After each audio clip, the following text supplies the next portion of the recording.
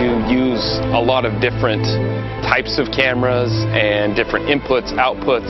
Integrate different camera formats. When we're mixing broadcast cameras with standard definition feeds and laptop feeds, we can mix that all together in the TriCaster. Add instant replay, add opportunities for sponsorship. Where we are competing for eyeballs against TV, so production quality is extremely important. Very portable and more importantly, especially for me, user-friendly.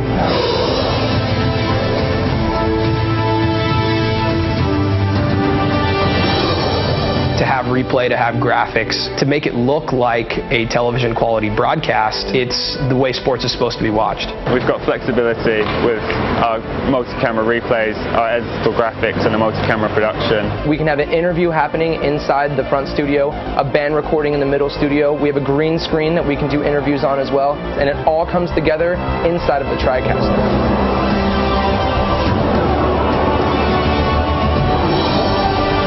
Any event is really about producing content to engage the consumer in a different way. For you to be able to do HD through the internet and has social media is a brilliant package that makes it a better experience for the consumer than it does just in traditional television. We have seen an upturn in subscription numbers on our online video content of about 25% due to what we can achieve now. While I'm punching the show, I've got highlights posted right on our YouTube, our Twitter, Facebook before the game's even over. With the advent of social media, Facebook, MySpace, there's a ready pool of communities and consumers who can be marketed to. Not only did NewTek allow us to become a great product in quality, but allowed us to become more of a global brand.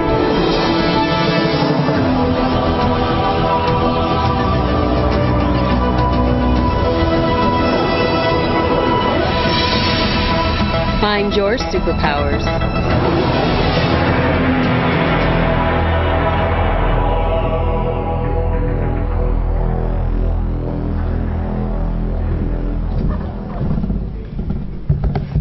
For 30 years, NewTek's been giving anyone superpowers to create network-style television and webcasts.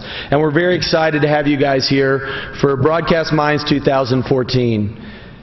It's very cool because the definition of what it means to be a broadcaster is so rapidly changing.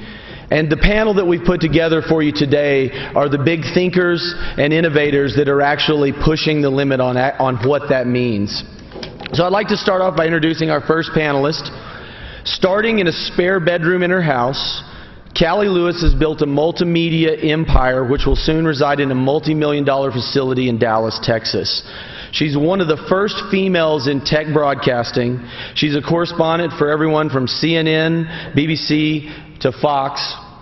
And she has over 2.5 million followers in social media. And the most exciting statistic about Cali Lewis is that her videos have been viewed over 1 billion times.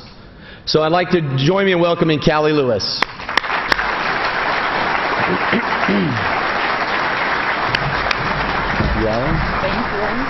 All right. Our next member of the Broadcast Minds panel is the biggest name in magic on the planet. His television show, MINDFREAK, is still viewed by over 100 million viewers every season in over 90 countries. His magic products are available in over 50,000 retail stores, and he's the star of Criss Angel's Believe at the Luxor. And he is the most watched magician on the internet, and one clip, Walk on Water, has over 50 million views. So join me in welcoming Mr. Criss Angel.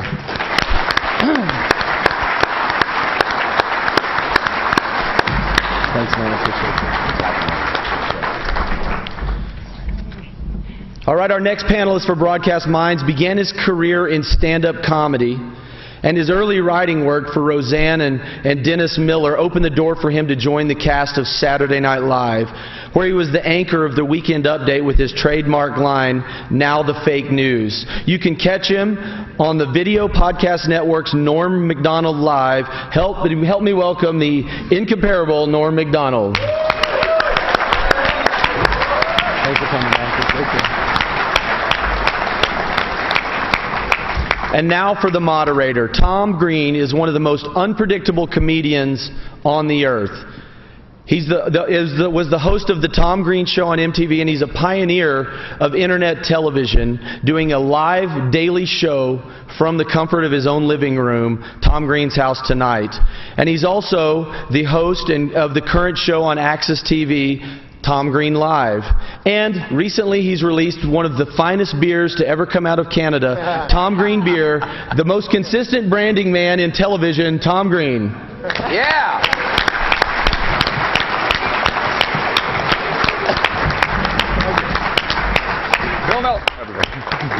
Hey, how are you, Norm? Cali, how are you? Chris? Hey, how's everyone doing? Welcome to the Broadcast Minds panel. You guys ready to have a good time tonight?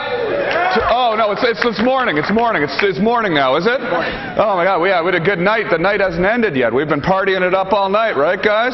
True. Yeah, this is... I'll tell you something, that Crazy Girls, that's truth in advertising. Oh, yeah. So this is exciting. We're going to have a conversation here today about television and broadcasting. And what's exciting about this is everybody here has taken their passion in life and turned it into something amazing. And you know, Chris, I mean, you are the most watched magician in history, on the most watched magician on the internet in history and on television. Well, what's the trick to getting the trick? What's the trick to getting those kind of views? Well, I think it's all about content, as you know from your success. It's about creating a moment that people are engaged to, and I think that I've been very blessed to understand, I think, the day and age that we live and how rapidly it changes, how to keep magic relevant, whereas magic for a period of time kind of was stale and it wasn't pop culture. And for me, with my art, I try to keep it engaging pop culture, relevant, and try to do things that doesn't feel kind of old school. It might be old school, but it's packaged in a new way.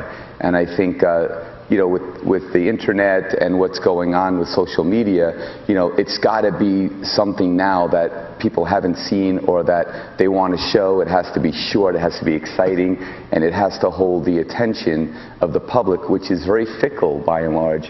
You know, 10, 20 years ago, you could have one camera shoot something and people would want to just see one continuous shot of something. That doesn't work. Kids today are like, you know, overwhelmed with information. They have a short attention span, so it's got to be packaged in a way where it's short, concise, and is engaging. And I think I've found that formula, but it's always changing, so it's interesting to remain relevant by understanding what people, how they process information now. Yeah, and we've all built our own little television studios as well, right? Yes. All four of us have built our own little television studios using you know, consumer electronics, new technology. TriCaster. Norm, you're doing the video podcast network and the Norm Macdonald live show using a TriCaster. Cali, you have a TriCaster. You have a TriCaster. Is it more fun doing it on your own, producing the show yourself? Your new podcast is completely independent, and or do you prefer broadcast television? No, I prefer narrowcasting because, you know, like when I first came to Hollywood, I met Richard Pryor, and I remember he said this thing. He was like, because I said, everybody loves you, you know? And he's like, I can't do Richard Pryor, but he's like, no, they don't. Yeah. I'm doing Cosby. He said, no, they don't. He goes, what? He goes, only 1 in 10 people even know me, and only 1 in 100 like me. He goes, but that's enough. You know, because it's, and I thought about it, yeah, it's like 3 million people, you know. And so that's what's cool about like you having your own narrow casting thing, is that only tune in for you, you know. So if I go on Letterman, they're going to see Letterman, you know. They're tuning in to see Letterman. I'm the guest. They might like me, they might not like me.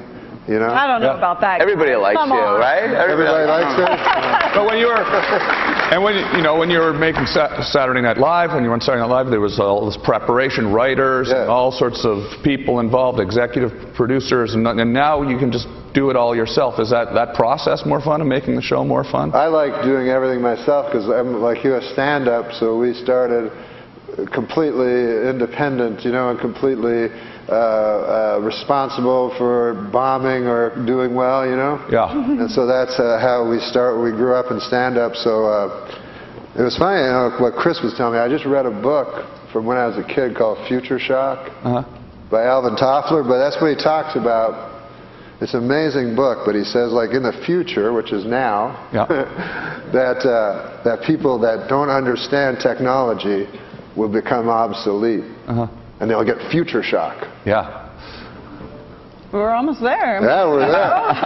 Cali, Cali has and he said they'll have an enormous amount of product, and that's what I was just talking to Cali backstage. She has so much product, it's unbelievable. Review units, gadgets, technology. But hundreds of hours.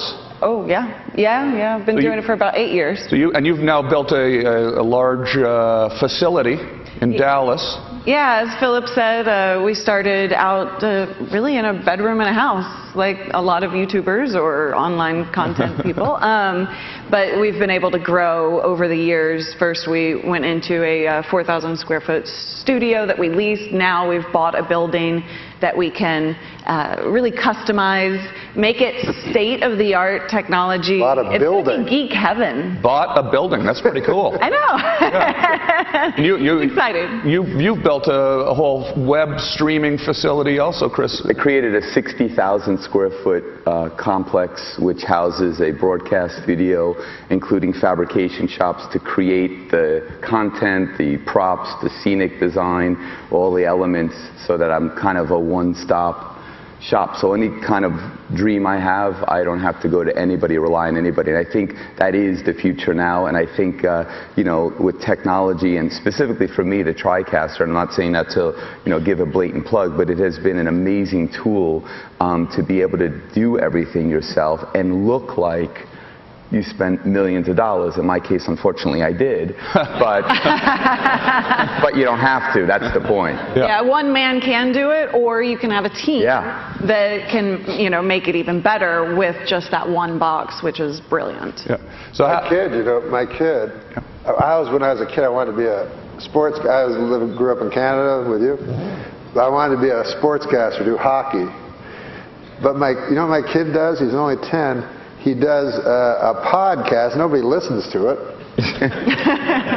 But he does it because he loves PTI, so he does like a sports podcast.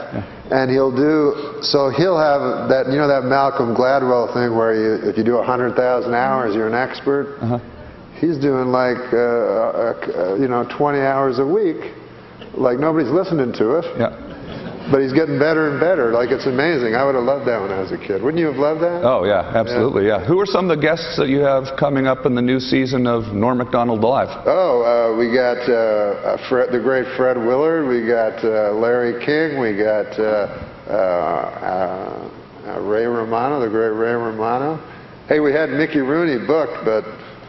Yeah. We would have been the last guys. Was he really? He was booked on the tip? Yeah, he was booked for the next week. Yeah? Oh, wow. Yeah. Now, I didn't mean to bring everybody down. He had a good life, you know? Yeah, sure. Yeah, is there stuff that you can talk about on the show? Does this conversation go off in crazy directions that you wouldn't take it? Well, you know, the interesting thing is, like, when you have no notes from censors or anything, so the first shows were like, you know, practically pornographic. Like you just say anything that comes to your mind. So you have to, you know, censor yourself. Like you have to decide who your audience you want to be, who they are, and where you want to go with it, and then you have freedom. But you have to. Yeah, you have to sort of give notes to yourself. Like there was a great Bob Dylan line. He said, what do you say? If you live outside the law, you must be honest. You know, so that's what I think. Like, if nobody's telling you what to do, you gotta do it. You gotta tell yourself what's right and wrong. You know. Right. Yeah. Now, Cali, it might be interesting from your perspective to tell people like how you built up what you do from scratch. You started this in your house, and she makes money. And you make money. Yeah. How did you monetize this? How did you take something that you started in your house and then be able to buy a building? That's pretty cool. So I think for us, it's all about diversification. I think the number one mistake that people make treating an online business is that they treat it like it's something new. It's not anything new. This new media world that we live in is just like any business that's existed for all time. And you look at any other successful business, and they don't just do one thing.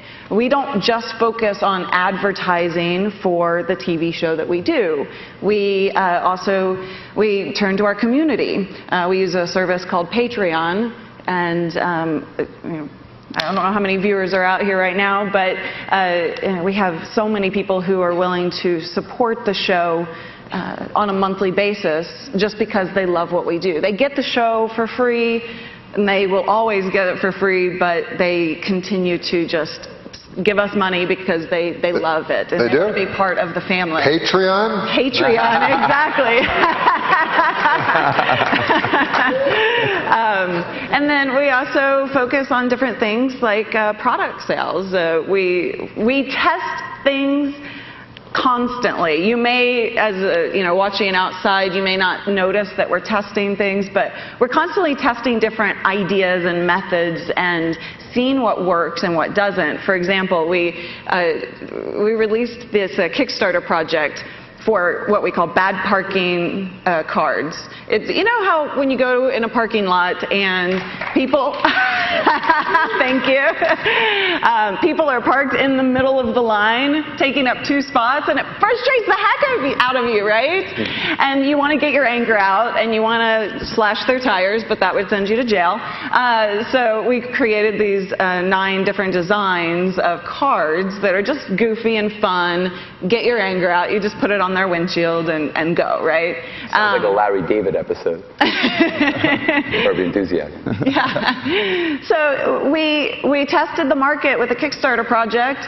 We wound up selling like $35,000 worth of those cards, just kind of willy-nilly, but it turned out that people wanted product that we could sell, and so we'll do more of that in the future, hopefully. And then we also, not just advertising, not just product sales, not just community support.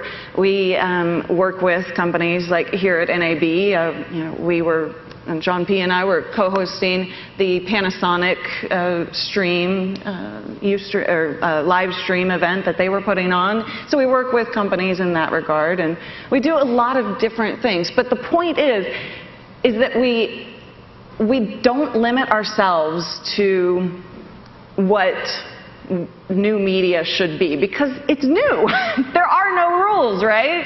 And that is the beauty of this world that we live in, is that we can play, we can learn from each other, and we can break new ground. It's exciting. Yeah, absolutely. Yeah, it is. Criss, you like using Twitter?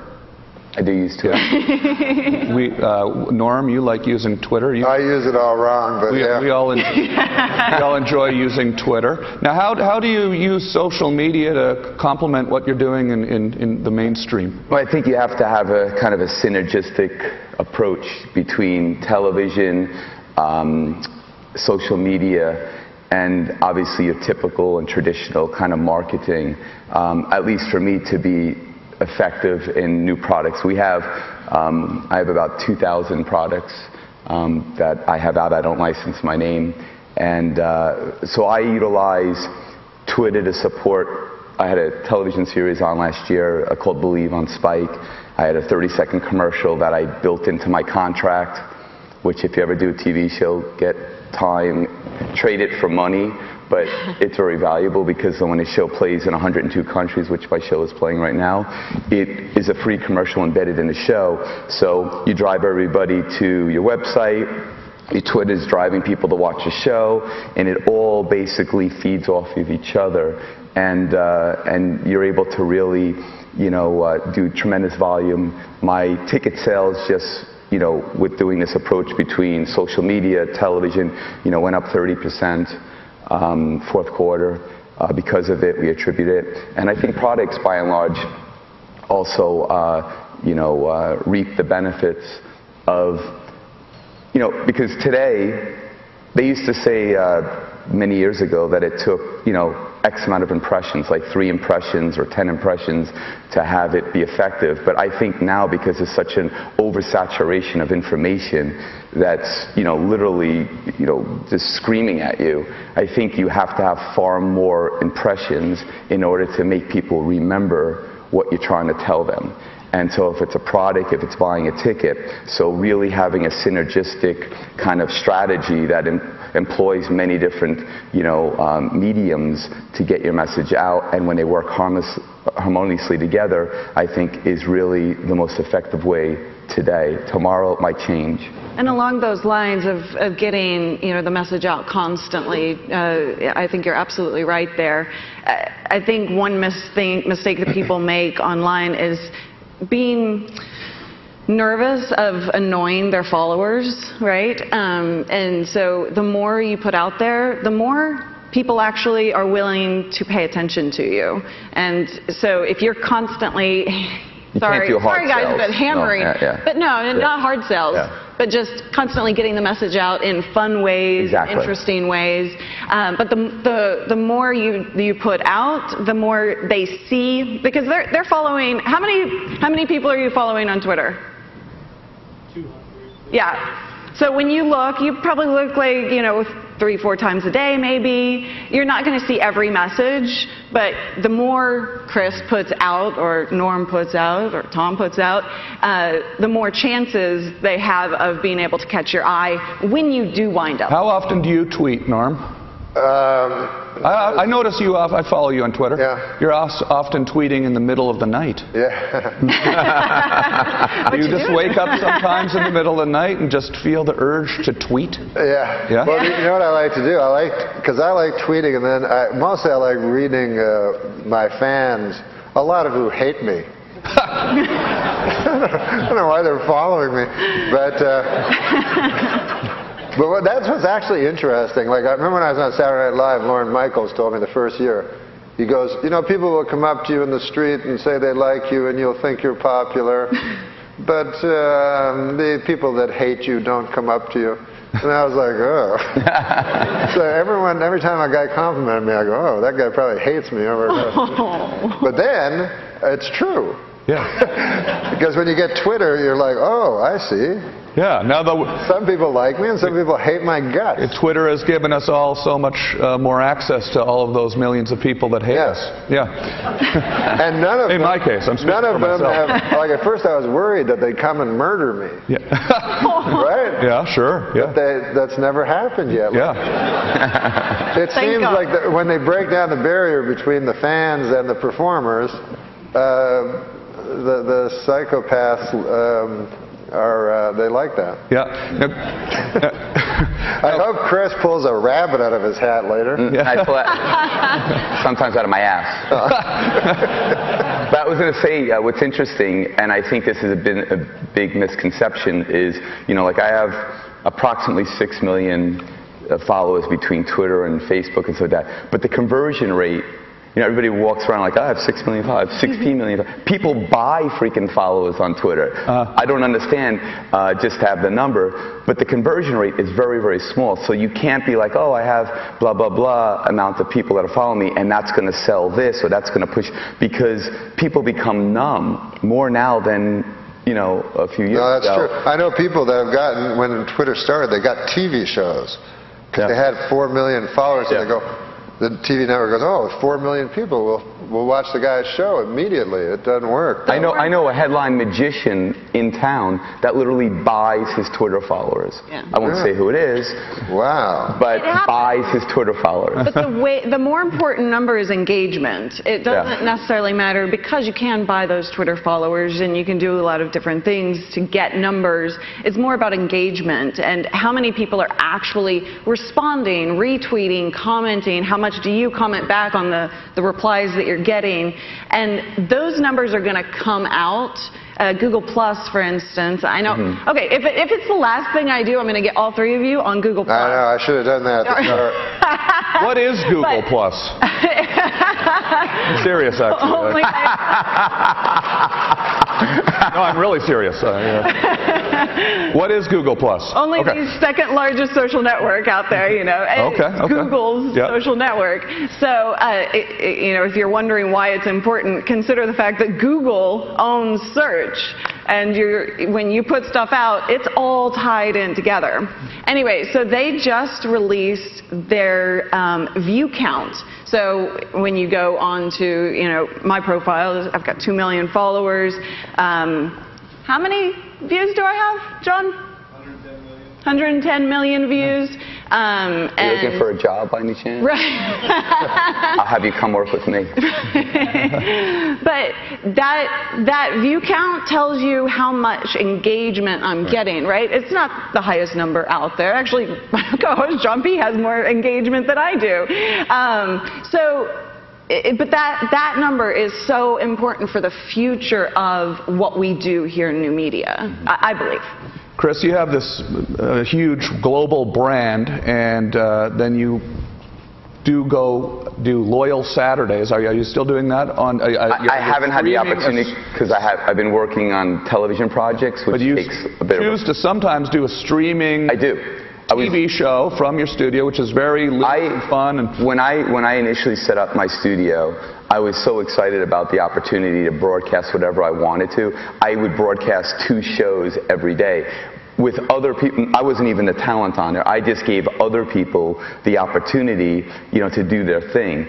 But it got very time-consuming, and then with other things that were going on, I wasn't able to continue to do that. But I do think that is certainly something that excites me, something that interests me, and Loyal Saturdays and Live Wire and all those shows that I had lots of guests on like yourself. And you've inspired me in so many ways because of what you did, you know, back in the day before it was popular, before people were doing it, you know, was really something. Tom was before his time. Giving people the opportunity to kind of control your destiny, right, with a camera. I just say never build a TV studio in your living room.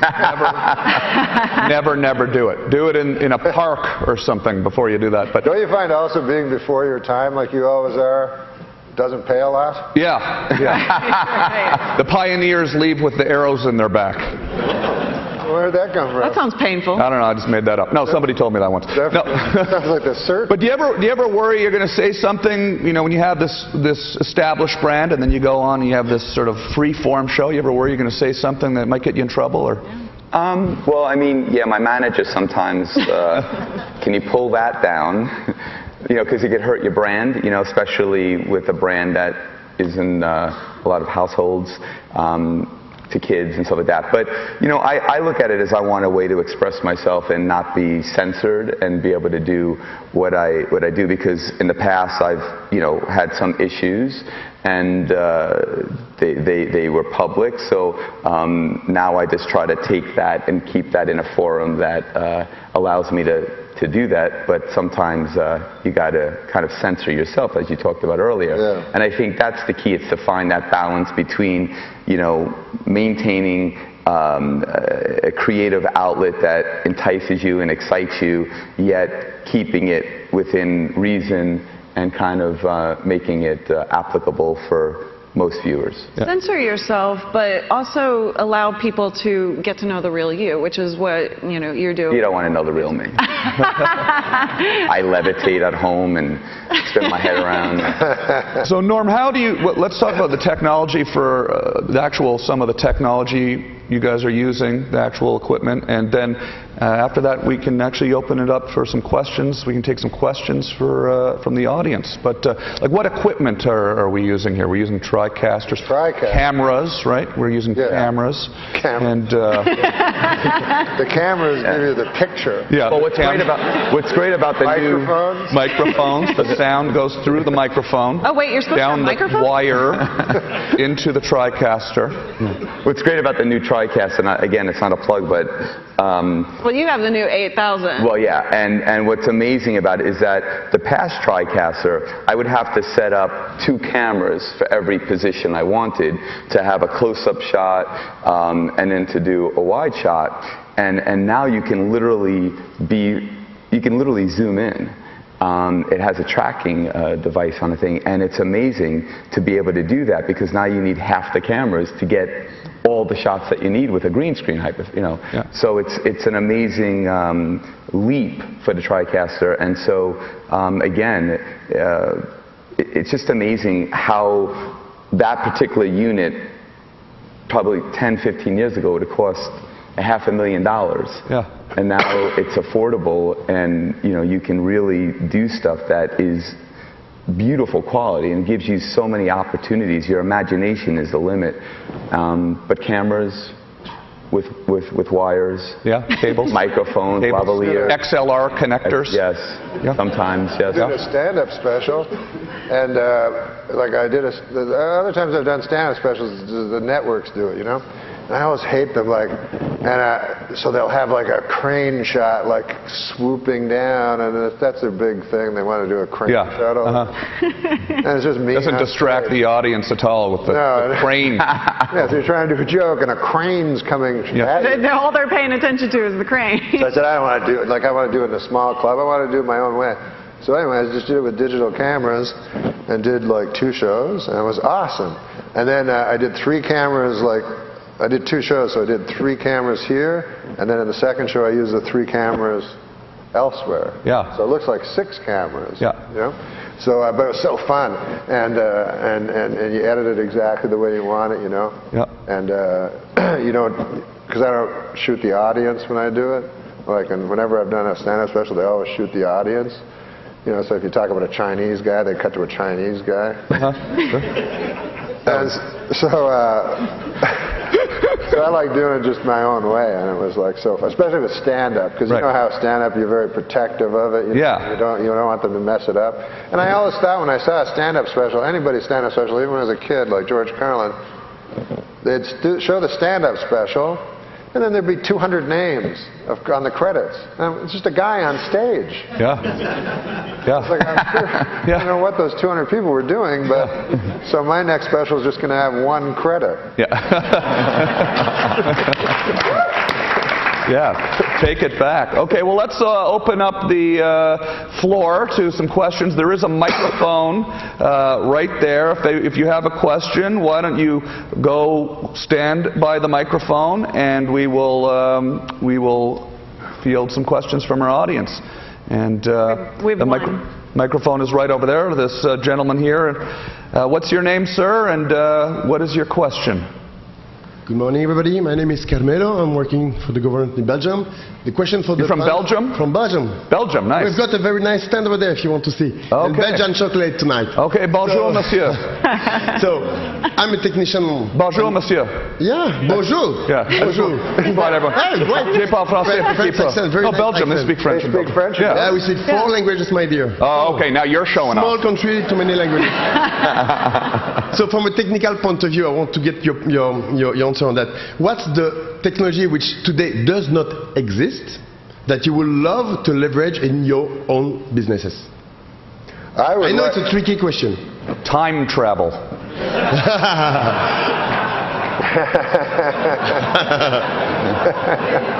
I cannot make this one.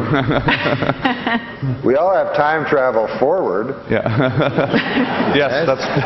Actually, we have time travel backwards, because what is on YouTube is always there. Whatever you do is always online, right? That is a good question. I'd like to, what I'd like to do is Sims, because I do a lot of. I'm a degenerate gambler. This guy showed me how to do Sims, which is like, you play the game. If there's a basketball game, you play the basketball game 10 million times and see exactly what will happen. Yeah. And so I've become obsessed with Sims.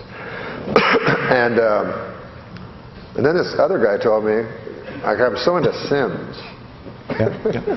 But this guy told me that he thinks that all of us here, all of life, is a Sim. Because he said, like, a computer will have the original, and then, of course, you have the 10 billion Sims, right? So the chance that you hit the original is almost zero. The chance you hit the Sims is like almost 100%. So he said the odds are that we are a Sim. This panel is not actually happening right now. No. Or it's happening. It's a pale like variation of an actual for really cool people. Hey, Criss, is there any technology that you could imagine using for not just for streaming video, but for your actual magic show? Well, yeah, I played around with magnets for extensive use in levitation, and it's not feasible right now with the magnetic fields that you can create. They're very massive in order to be able to levitate something. Obviously, you could levitate a robot. The bullet train, can but it's only a couple of inches. So what do you mean? That's what the bullet train does? Huh? That's what the bullet train does? I believe so, yeah. Maglev technology. Yeah. But you can't. There's this. I'm working on a new levitation that's going to be in my show, Believe, plug here at the Luxor in Vegas. This year, I've been working on it for like 15 years. I had to actually employ some of the folks that do NASA stuff to be able to produce this idea that I had, because the technology didn't exist. And so for me, it's always about forward thinking and looking at what's available and seeing the latest, greatest things, and trying to always keep what I do with an emotional kind of connection to the audience. The magic of emotion is not a trick, it's the human connection. And when you have that, whether you're doing web shows or television shows, that's what makes one's product or brand successful. It can't be cold, And so for me, it's looking at what I can do in the future that embraces technology, that's on the cusp of cutting edge, and maintain that human connection, that's vital in success for anything, really. What makes things a lot easier is lighting. Like I find lighting enormously burdensome in everything I've done. You know what I mean? Yeah. Everything about video is burdensome. Production. But if there was like some of these cameras need less lighting now. Oh yeah. And I wish they'd come to a day when there was no lighting necessary, because that's radio.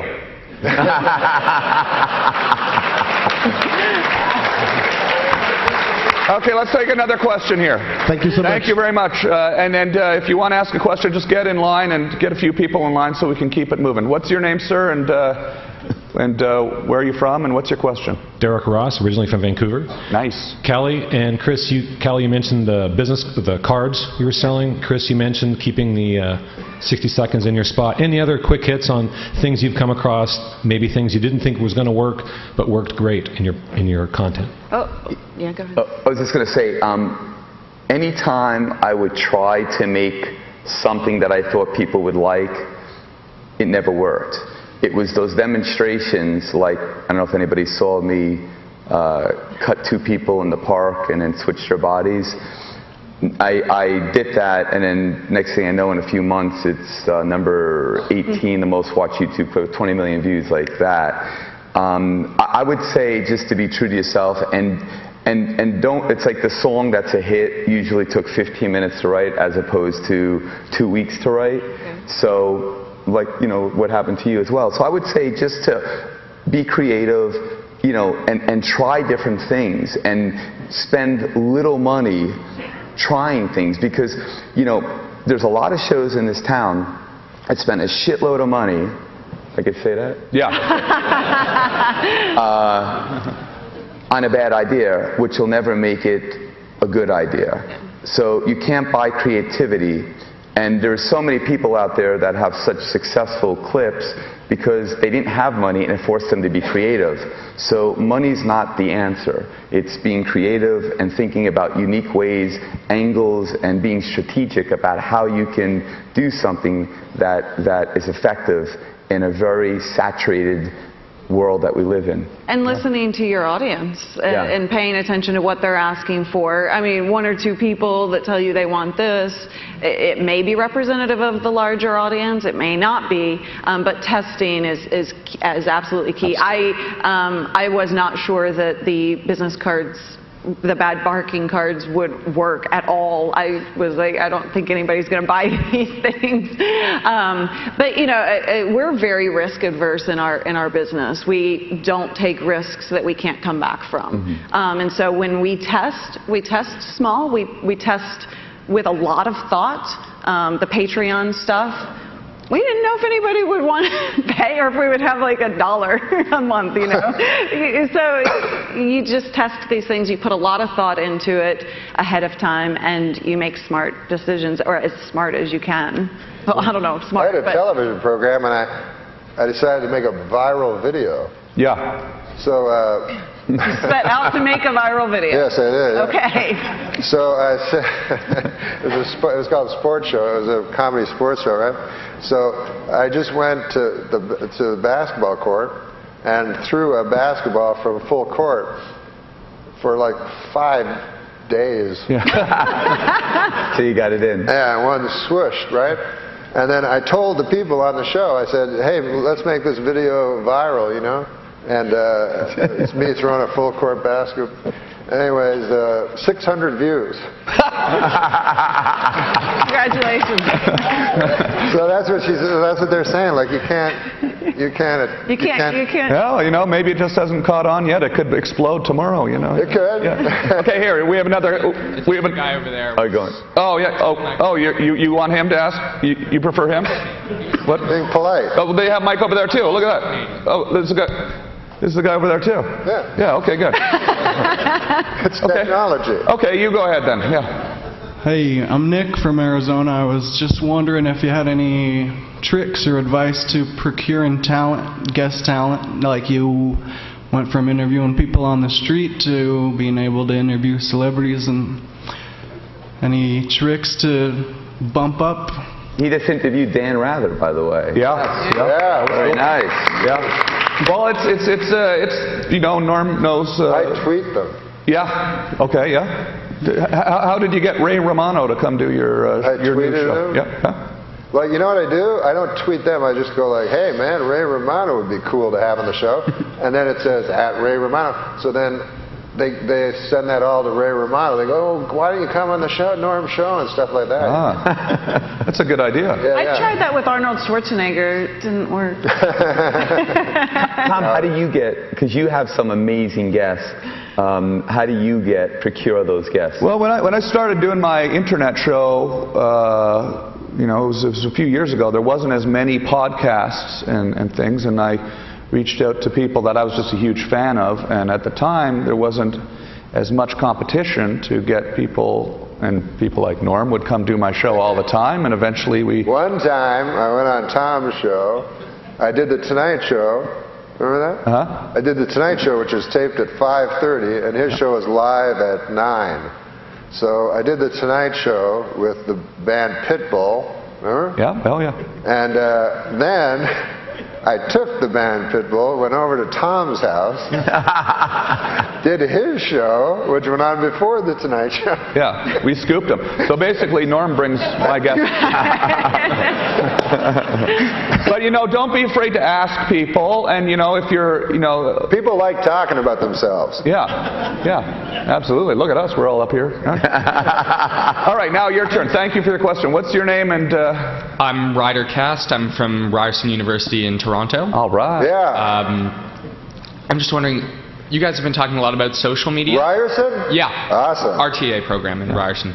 There's this school of thought that says social media only preaches to the converted. People like your page and then you're able to contact them. So what is your thought on that? Because you guys have obviously built up these big social media followings. And also, so how do you overcome that? And also, do you agree with that idea that you can only really reach these people who already like your content? No, not at all. I mean, I constantly, I have a good following, but I constantly hear from people who just quote unquote find me and they're like, what do you do? I have no clue who you are. Why am I following you, right? And that's, maybe they find me on a list or whatever, but there is a way to engage the audience. Whatever topic is of interest to you, or if you're producing content or whatever, you go out and activate that audience. So you go find the people who are talking about that, using hashtags or whatever. It takes a lot of effort. It requires you to be dedicated, but you can reach an audience that is not your own and make them your own. I find, like with Twitter, mine stopped. So I kind of agree with you. It stopped at a certain amount. And then grew very incrementally from there, but maybe you should like oranges instead of bananas. What? Maybe you should like oranges instead of How do you know that? That's his Twitter bio. But yeah, I don't know how.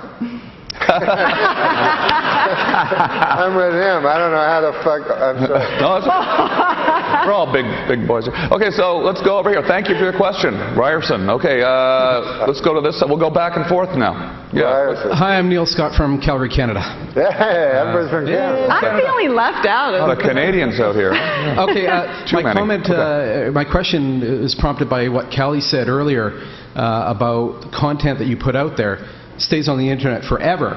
So the question I have for all of you is, how do you manage content that's out there that no longer fits your brand, or you wish you hadn't said in the first place? Yeah, like I never should have humped that dead moose.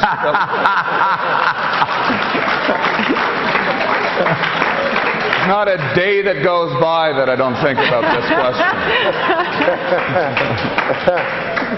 And also, if you do, like, because I do stand-up like Tom, we go around the country, and so radio stations will interview, you do like 4 or 5 radio stations in the morning, and then they have their cameras, and that goes on the internet. So wherever you are, and you're in the morning, and you don't know what you're talking about, you say some crazy thing. Yeah. Then it's on the internet forever, and then, whatever. It's actually a problem, really. It really is, because there's so much video. Everybody's filming with their cameras and their cell phones all the time. It ends up really kind of watering down what you want people to actually see. And when they search, they don't know where to look. So, you have to sort of learn. On the other hand, when I go on the internet and look on YouTube and stuff, like for somebody that I like, I want to see everything. So, you know what I mean? I want to see the bad stuff and the cool stuff, like, because I get addicted to YouTube. You know what I mean? Like, I'll watch and I'll go, I got to remember that motherfucker over there. Like, on those. But they got that side thing. I go there next, and I watch that for 10 minutes, and I'm over there, and then it's 5 in the morning, and I start tweeting. Criss, what's the YouTube videos that have got the highest views for you? I think for me it was the Walk on Water. I think it has like 50 million, and then collectively there's over 250 million views. But yeah, I mean it's just an interesting world that we live in, and it's there's a lot of. Jesus walked on water, not one hit. Yeah, that's the thing. It's what you were talking about before. It's like about you have to stay in your bedroom in order to have privacy nowadays, because no matter where you go, or look at all the cameras right now. This is going to be right now. This moment will be on YouTube right now. It probably is, and that's the thing. So it's a completely different culture, and being a little older than probably you are, I grew up before the internet, when they had the phone in the kitchen, the cord. The what? The phone in the kitchen with the cord that you had to talk to everybody. Oh, yeah. Dad would be like, "Why are you in the room? What aren't you able to say in front of everybody else?" Yeah. So I mean, it's very, you have to be careful, and you have to manage what you put out there. And a lot of kids today are putting out these pictures that are going to live on the internet. From it's a crazy. kid's perspective, it's up to the parents, you know, to educate their kids on what to do and what not to do and what the risks are. But from the question, I don't see you anymore, but oh, there you are.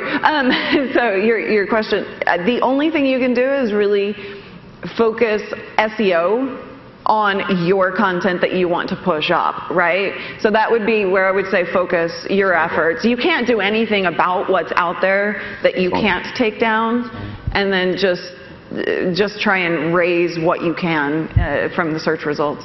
Okay, thanks. We have time for a few more questions. So let's go ahead with your question. Let's see if we can get these last three people in before we run out of time. Okay, hi. My name is Jennifer Dines, and I work at a public access station in Portland, Oregon. And so, thank you. What we need to do is get people to create their own content and encourage them to come up with their ideas and then see them through to the end. We also have a TriCaster 8000, so that's a good start. But no matter how much technology we have, if their content sucks, no one's going to watch it.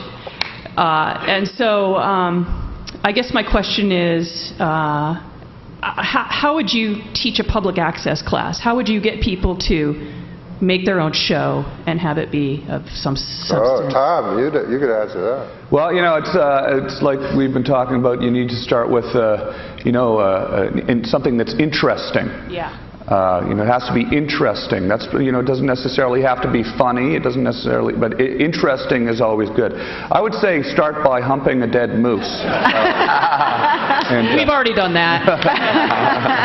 But we've even had the naked guy, and you know, just didn't. Oh, this sounds like a good show. That's my kind of show. But you know, just people will have to just think of something that people are going to want to watch, and you know, that's what I'd say. What do you maybe there's too much information. Yes.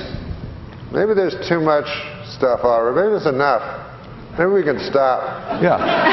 So stop all. So no, the answer is do nothing. Then, yeah, that would be the. Yeah. Okay. Thank you. Thank you. We have time for one more question. We have a minute left. We have to wrap. We can do two. There's two. We have two more questions. That was basically my question. What could or should be the future of access television? So she kind of asked that. So I'm willing to pass it on to the next guy. But unless you want to say something. I mean, I guess. But I mean, in all seriousness, you know, you can spend too much time figuring out how the cameras work and getting everything lit right and setting up your set, and you forget that you still have to have an interesting conversation. So, yeah, go. Hi, Gary Robinson from LA.